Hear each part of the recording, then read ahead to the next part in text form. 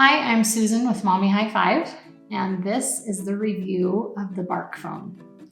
We have been reviewing different safe kid phones, and we're excited to give you our feedback on the Bark as we have used it for the last few months.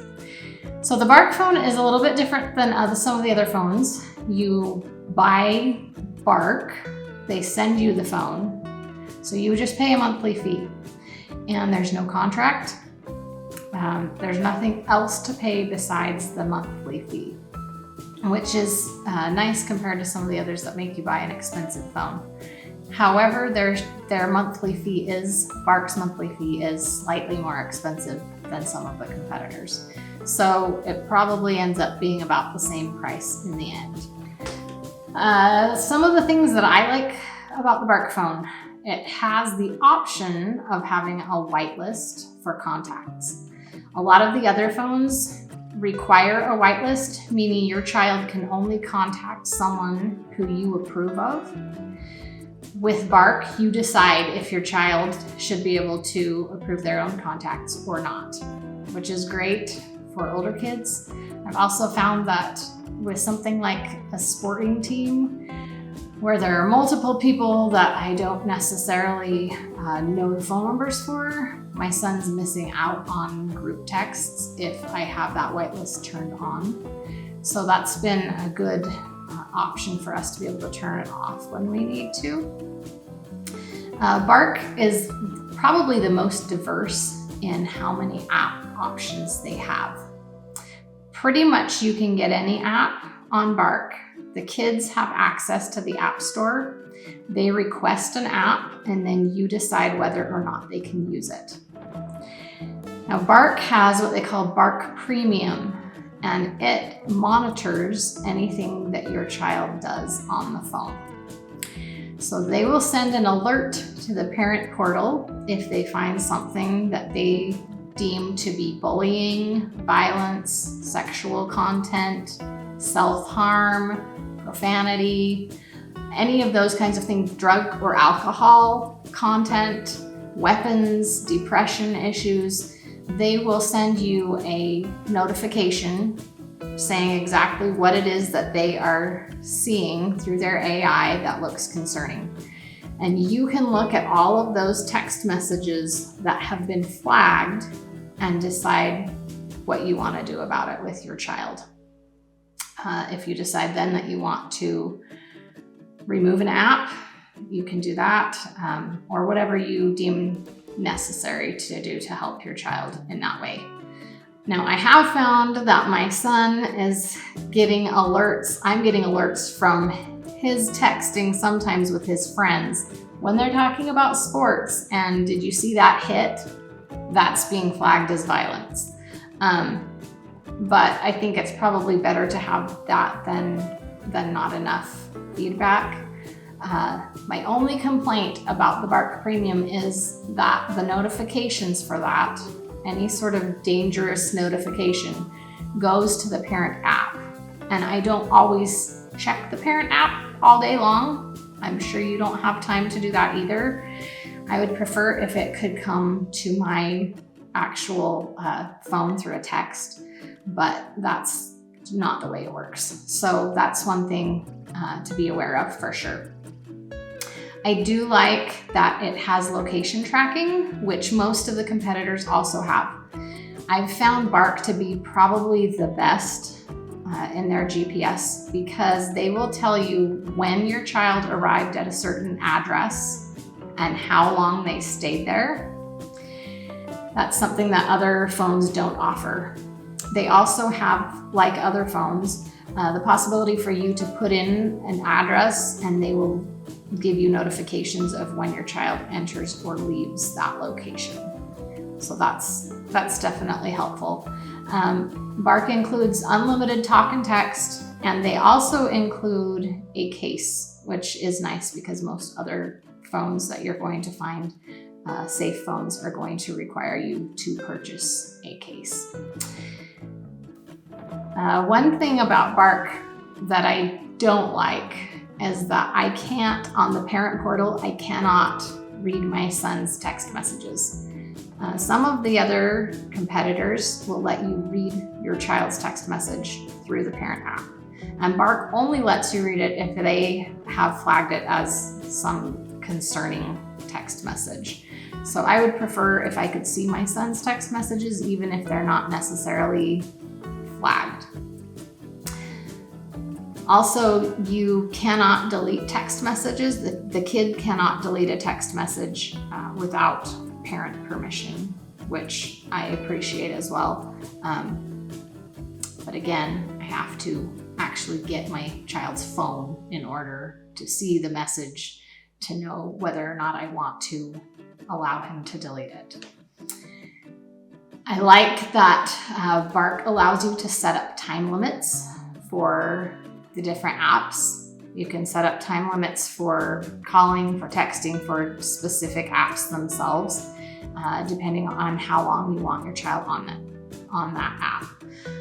You can also tailor it to each individual day.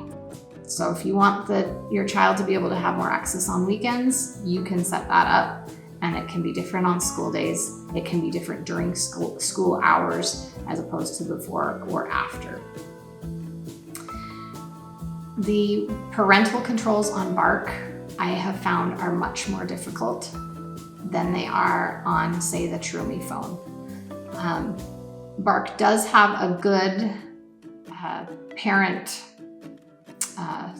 video section on their parent app that will guide you through some of the different options for parental controls.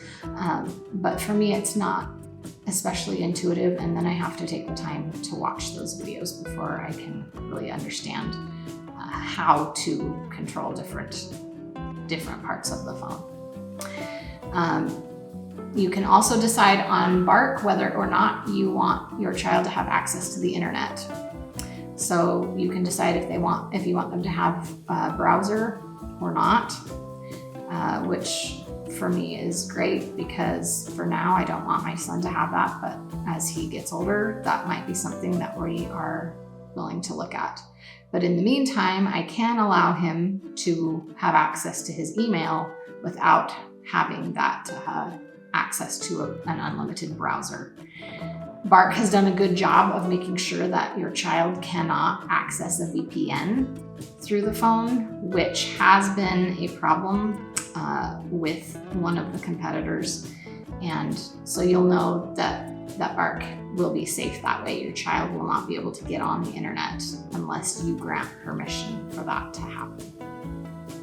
The Bark phone is a Samsung A13. It has a great camera that kids love. It's got good video and photo capabilities. It also has access to several different music apps that the competitors don't necessarily have access to. And that's been one thing that my kids have liked better about Bark than about some of the other phones that we have tried. You can choose, if you decide it's necessary, to pause your child's device, which has been nice for me, even during hours that they have permission to use it. If you want to pause your child's device, which would mean the entire device, you can, on the parent app, you can choose to either pause it for 15 minutes or you can pause it until you decide to resume it. We've used that a few times and it's been very beneficial, and I'm sure you parents understand what I mean by that.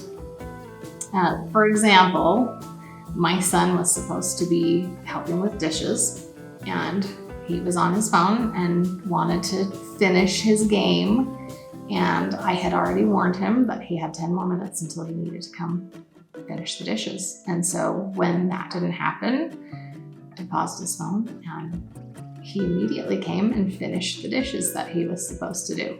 So I really like that feature, and most other competitors don't have that feature. Here is the dashboard on the parent app of the Bark phone. So you can click on this, and there are multiple sections that you can look at.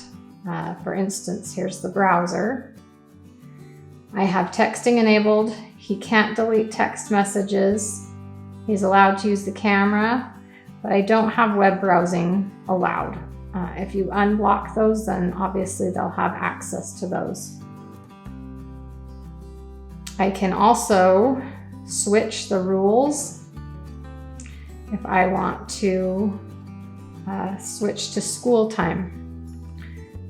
I can switch his rules so that those are only able to be used outside of school time. It blocks sexual content, social media, games, streaming services, and 5 other categories which you have the ability to control those. I can pause the devices. I can pause the internet, disable the apps for 15 minutes until 3:07 p.m. or until I resume it.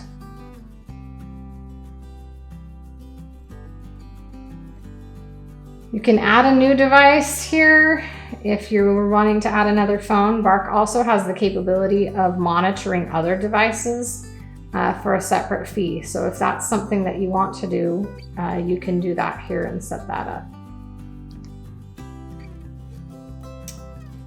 So I can go in here. These are the apps that are automatically monitored by Bark.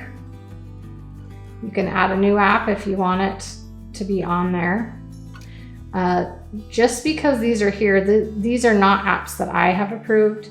My son does not have the ability to use these apps, but those are monitored by the Bark for Kids app. Here I can see that he has requested some apps that he wants me to approve. So here are the ones that I have not approved. Here are the ones I have approved, and those will stay there until we make some changes to those, if we make changes. Screen time, we can set up a routine, a bedtime routine. So he's not allowed to use his phone between 10 p.m. and 9 a.m. on Fridays. I'm going to set up other bedtime hours for the days that he goes to school and other weekdays. You can also set up school hours so that they are only allowed certain apps during school hours or not to use the phone at all. Time limits.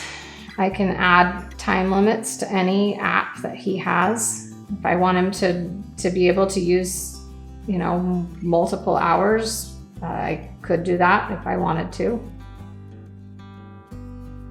We can go back to the dashboard here and look at our location, which will show where he was. Here's one where he took a short trip for 5 minutes. It shows me where he was from 1:33 until 1:38 p.m. I can see exactly where he was and during what hours. I can see where he's been recently.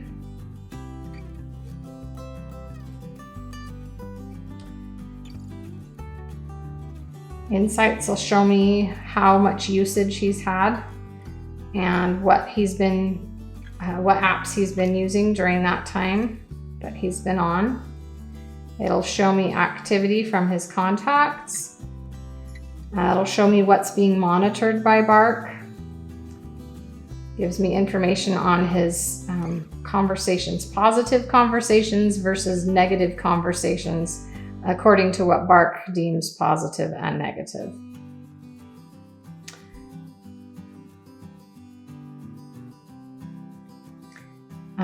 I've got Gmail monitoring that I'm working on setting up for him.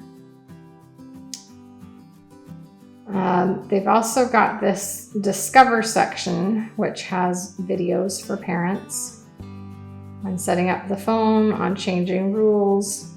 There's a lot of good information on here, but it does take a lot of time to go through all of these, which is kind of a downside to the Bark phone. Here they've got other information, parent resources, tutorials, help center, that sort of thing.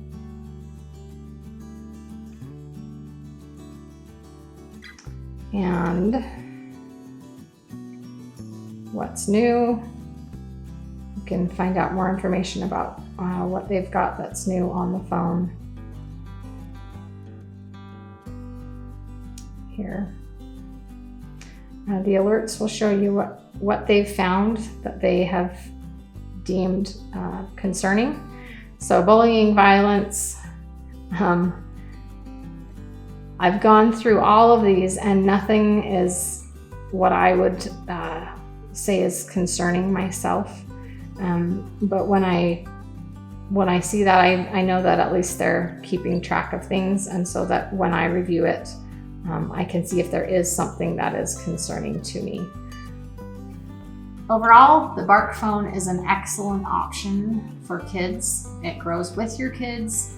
I find it to be a great choice, especially for teens who are learning how to become independent, who will eventually have a smartphone. This is a great training phone for them to learn how to navigate apps, how to navigate the internet, how to learn to spend their time on their phones appropriately. So check out the Bark if you are looking for a great option for your teen.